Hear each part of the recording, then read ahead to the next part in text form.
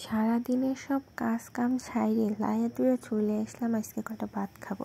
তা কী দেখাবো, তাই তরকারি মরকারি নাই, তাই ভাবলাম যে আজকে একটু করল্লা ভাজবো। তো করল্লাও তার নাই, তা কী আর করবো, গাছে কয়টা কাঁকরোল হয়েছিল, তা ওইটাই ভাজবো। তা এইভাবে যদি কাঁকরোল ভাজা যায়, তোমরা তো খাবেই, তোমাকে ওই ছাগল পালও খাবি। দেখছো, আমি বুড়ে মানুষ, আমিও কাঁকরোল ভাজা খাই। তার মানে বোঝা গেল যে আমিও বড় হয়ে গেছি, সবজি খাওয়া শুরু করে দিছি। তো চলে গেলাম, যাই কাঁকরোলগুলো কাটি।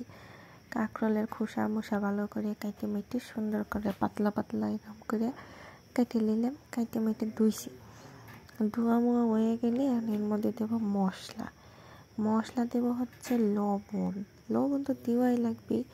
হলুদ, মরিচের গুঁড়ে, জিরে, ধনিয়ার গুঁড়ে দিয়ে ভালো করে মাখা চাকা করে লাইড়ে সেরে মাখাবো। আগে মাখাতে অর্ধেক সিদ্ধ করে ফেলাবো, এত নরম হয়ে যাবি।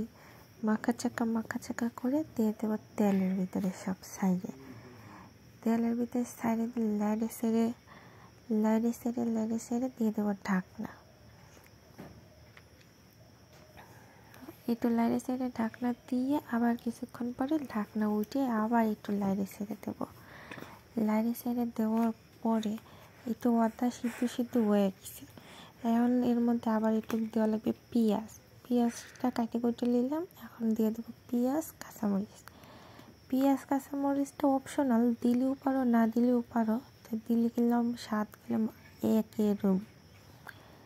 একটু কাঁচা পেঁয়াজ খাই, তাই একটু কাঁচা পেঁয়াজ দিয়ে দিলাম। এতে একটু আদা ভাজা হবি, এত সুন্দর গন্ধ কবি, এখনই এত সুন্দর গন্ধ বেরোইছে রে আল্লাহ। ভাজলাম কিন্তু অনেকগুলো, খাইবার বসে দিও বা নাই। আমি লাইব্রেরি গেছি, এসে দেখি সবাই একবারে হালুম করে খাইয়া শেষ করছে। তা কী আর করার, ডাটার তরকারিও নিছি, এটাও নিছি, সব একসাথে দিয়ে মাখাইতেছি। ডাটার তরকারিটা পাশে ধুয়ে কাঁকরোল ভাজা দিয়ে ভাত মুখে দিয়েছি। রে আল্লাহ, এইরকম স্বাদ, চোখটা তো বন্ধ হয়ে গেল। তোমরা কি এইভাবে কোনোদিন খাইছো? না খালে বাসায় একদিন করে খাইয়া দিও, পাগল হয়ে যাবে। তা আমি তো খাইতেছি, খাতে তো পাগলের মতো হয়ে গেছি। শেষের দিকে কি আর করব, পরে আর অন্য তরকারিতে খাওয়া লাগবে। তা আর কি করবো, মনটাই খারাপ হয়ে গেল, এত স্বাদের তরকারি আর নাই। যাই তাহলে, আজকে আর চলে যাই, আজকে আর অন্য তরকারি আর খাওয়া দেখাবো না, কাঁকরোল ভাজাই দেখাইলাম। তো তোমরা এইভাবে খাওয়া দেখো। যাই আজকে, টাটা, আল্লাহ হাফেজ।